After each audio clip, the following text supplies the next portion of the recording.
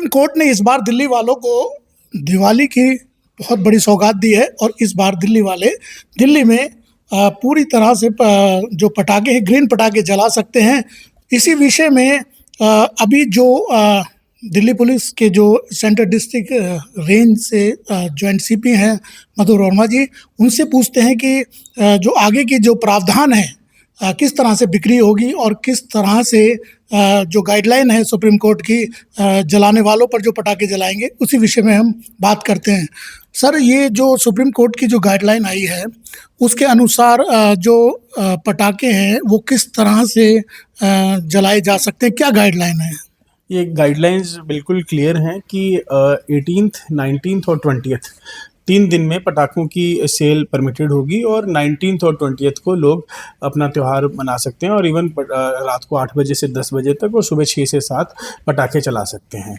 और क्योंकि ये जो परमिटेड हैं पटाखे वो केवल ग्रीन क्रैकर्स हैं, वो भी जिनमें QR कोडिंग हो।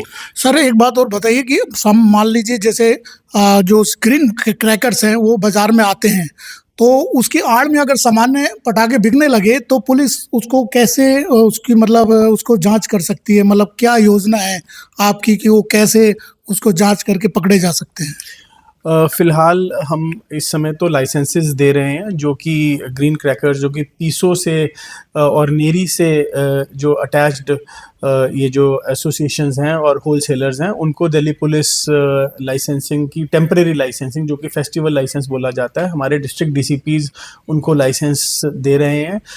आज और कल वो अप्लाई कर सकते हैं और कल रात तक हम उनको लाइसेंसेस दे देंगे, जहाँ पे हम उनकी वेरिफिकेशन करेंगे प्रीमिसेस की, क्या वो प्रीमिसेस सेफ़ है ताकि वहाँ पे पटाखे स्टोर किए जा सकें या पटाखे बेचे जा सकें। तो वो दिल्ली पुलिस वो कार्रवाई कर रही है। जो कि नॉन ग्रीन क्रैकर्स होंगे तो उनके लिए हमारी इन्फोर्समेंट टीम्स हैं, वो ज़रूर उनको पकड़ेगी। सर, ये जो इसमें जो क्या क्या प्रक्रिया हैं, जो व्यापारी हैं, पटाखा व्यापारी, क्या क्या उनके दस्तावेज हैं जो पुलिस को चाहिए? इसमें बेसिक गाइडलाइंस हैं जो कि दिल्ली पुलिस ने हमारी लाइसेंसिंग की वेबसाइट पे भी दी हैं।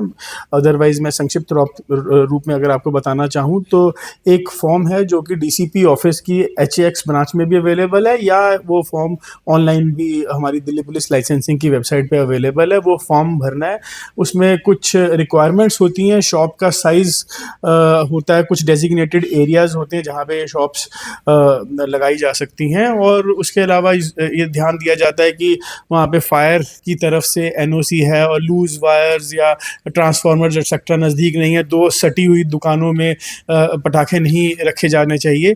तो ये सब गाइडलाइंस हमारी फील्ड टीम्स वेरीफाई कर रही हैं और हमारे पास एप्लीकेशंस लोगों ने लगानी भी शुरू कर दी है लाइसेंस के लिए।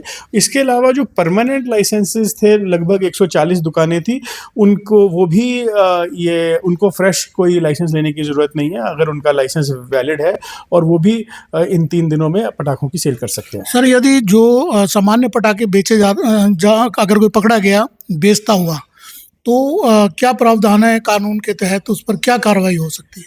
दिल्ली पुलिस कानूनी कार्रवाई करती है अगर कोई इल्लीगल सेल करता है या नॉन ग्रीन क्रैकर्स की सेल करता है, तो कानून के तहत, भारतीय न्याय संहिता के तहत, एक्सप्लोसिव एक्ट के तहत कार्रवाई की जाती है। सर, आपके यहाँ पर कौन कौन से ऐसे जो मुख्य जो बाज़ार हैं जहाँ पे भारी पटाखों की बिक्री होती है होलसेल में, वहाँ पर आपने किस तरह की टीमें गठित करी हैं जो वहाँ पर निगरानी रखेंगी?